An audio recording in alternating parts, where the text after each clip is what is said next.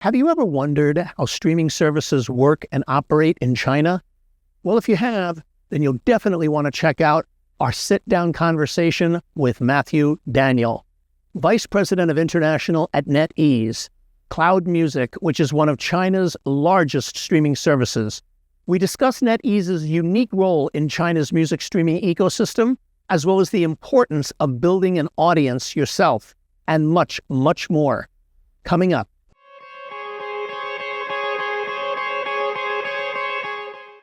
Hi, this is Rich Ezra from MUBUTV, where our mission is all about educating, empowering, and engaging recording artists and music business professionals who are dedicated to having a successful career in the music business. We're coming to you from Muse Expo here in Burbank, California, and we managed to catch up with Mathew Daniel, the Vice President of NetEase Cloud Music. Daniel, thank you so much for joining us. I appreciate it. Mathew, can you talk about, you work in one of the most significant and emerging markets, which is China. China has a lot of very significant developments in terms of music. Can you talk about what some of those are? When you talk about music, I would focus on the industry itself, on licensing and so on. In the past, a lot of the focus was on piracy, and the lack of licensing. But then too much focus has been on that. One of the developments is China was closed as a market for a long time. And with the internet and the advent of music distribution or access, all the music came into China in one shot. There was no chronology. So all the latest stuff like Britpop and the early rock and roll stuff all came in at the same time. So which came first, Oasis or Beatles? Actually, Oasis came before Beatles sometimes. So that messes up even in terms of music licensing, how people formulate, how they look at music. Interesting. Because what you're talking about is that, literally the place we find ourselves in musically and a lot of other areas where the entire history of recorded music is now available to us for $9.95 a month. Whereas before you had to buy it individually, piece by piece, and you could develop that. Right. So talk about NetEase, your company. What is its role in the music ecosystem in China? Well, NetEase is one of the few music services in China. There are barely any international music services. Apple Music exists in a very small form. There are 6 music services in China. There's obviously Tencent Music that people have heard about. NetEase is the challenger music service there. And NetEase differentiates itself because, for example, 50% of all music listened to on our service is non-Chinese music. If you take away Korean, Japanese music, it's still 30% English. So its audience is what we call Tier 1 and Tier 2 educated, full kind of audience, young people, and they're consuming all this music. But what they need is context. What's this song about? Because Facebook, Google, SoundCloud, all of that is not accessible. So it's important to give the user some sort of context. So in that respect, user-generated playlists help organize all of that. Do you find, it's interesting that you talk about context. Do you find that the context of the music and the context of these artists that are coming in through your service, is that an important part in garnering listeners to listen to a specific artist over another one? Yeah. In the West, you have Facebook and Spotify. Facebook is supposed to give some sort of context. On ours, we have comments, a comment section. So it's almost Facebook and Spotify fused into one. So in the past, the old school industry had Pitchfork and everyone talking about the music, reviewing it. On our service, it's users saying how the song touched them. This is when I saw this girl and this song. And it can be soppy, but it gives that kind of context of how this song affected or influenced a certain person. In the lag, where there's a lack of a label and artists giving proper context. But that's why we encourage artists to come in and do their social aspect of it, to add their voice to it. So that all formulates a different way of how a song is approached. Maybe they listen to it differently on Spotify or iTunes. But in China, on NetEase itself, this is one of the main special features of it, the social engagement by a user. So we don't just look at the number of streams. If it's on a playlist, they listen to it in the background, that doesn't mean engagement. And here we look at the number of comments. So when we have even like a gold standard 999 plus comments is where someone has 999 plus 1,000 comments, it's a hit. We find our own way of doing it. Now, what does a gold record mean? What does it doesn't exist anymore. So we found our own way in our own market how to do that.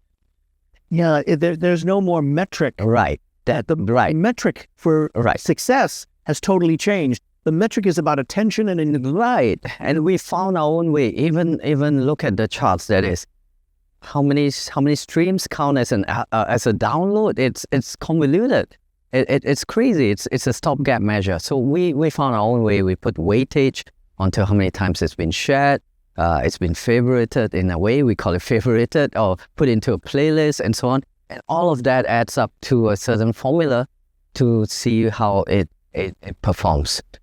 And of course, you have old school like streaming, cache download and so on. That's just one of the metrics. It's amazing to see how that works.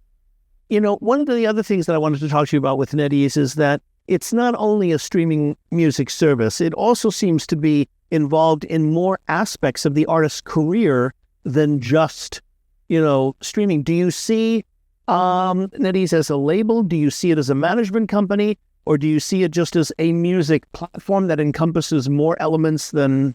Right. Yeah, good question. It's actually a music service. It's a platform. We don't dictate what people listen to. Playlists are generated by users. We have almost 800 million playlists.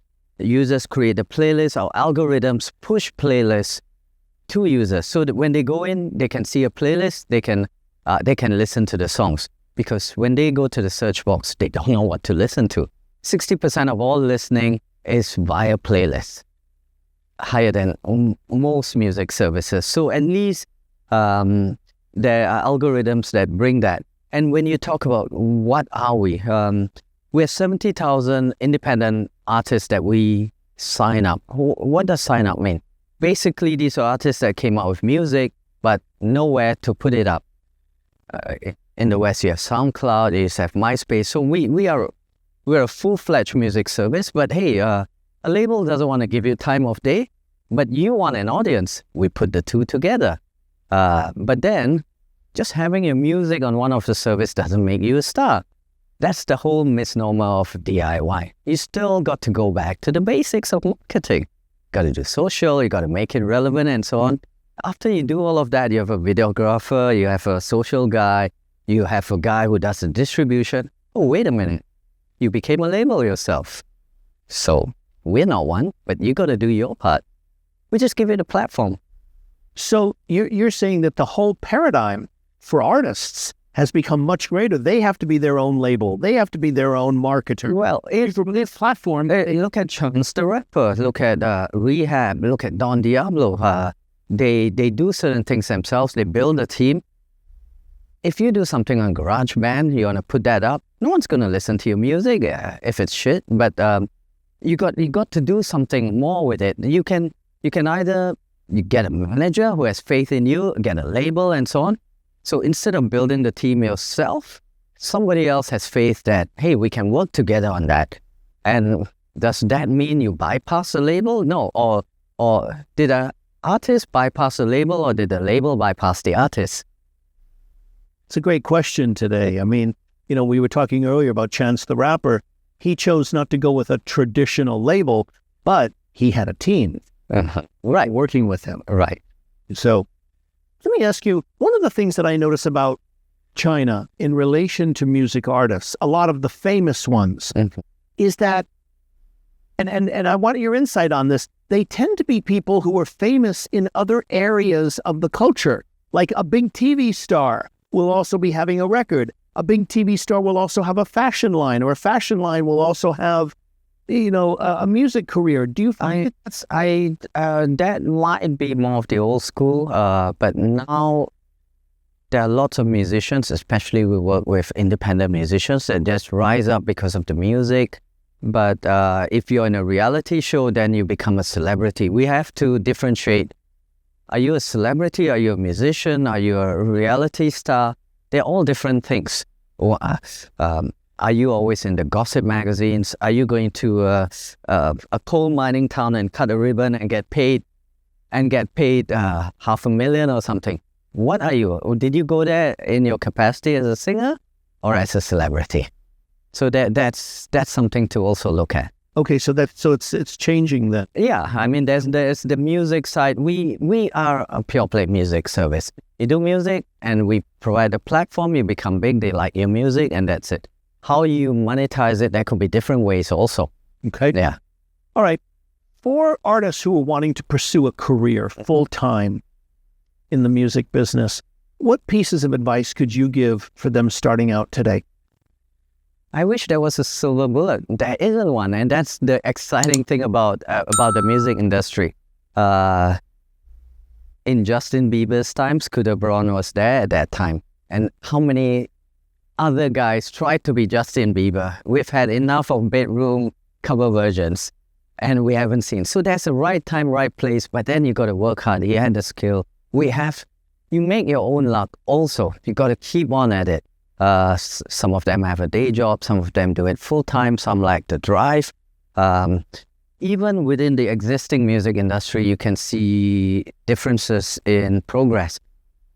If you look at the dance artists and the hip-hop artists, they work really hard. They're always engaging customers, consumers. Dance artists come up with a radio show every week. They do hip-hop guys do mixtapes. Are the other genres doing that? They have to learn. Or are they still looking at the album cycle or looking at physical or something? In Korea, for example, physical is Memento. A boy band, each boy band might have a CD of that single and their fans buy it, but that's a moment. So there are different ways of looking at it. But in the end, you got to work hard, you got to write good songs, you got to do the right marketing also. Wow. Some really fascinating stuff from Mathew, an executive at one of the leading music streaming companies in China. So, insiders, here's the question of the day. What were the most interesting aspects of Mathew's discussion with us? Was it the role that NetEase has in China's music streaming ecosystem? Or was it the importance of context in building an audience for an artist today? Or was it something else altogether that stood out to you? We'd love to hear from you and connect in the comments below. Thanks so much for watching this video. Make sure to subscribe to MUBUTV for more information on how to educate, empower, and engage your music career. You can also check out a summary of this episode and everything we talked about in the description below as well. And if you enjoyed this video, we'd really love it if you hit the like button and let us know what other kinds of videos and types of content you want to see on our channel. Hit us up in the comments below, and we'll see you in the next video.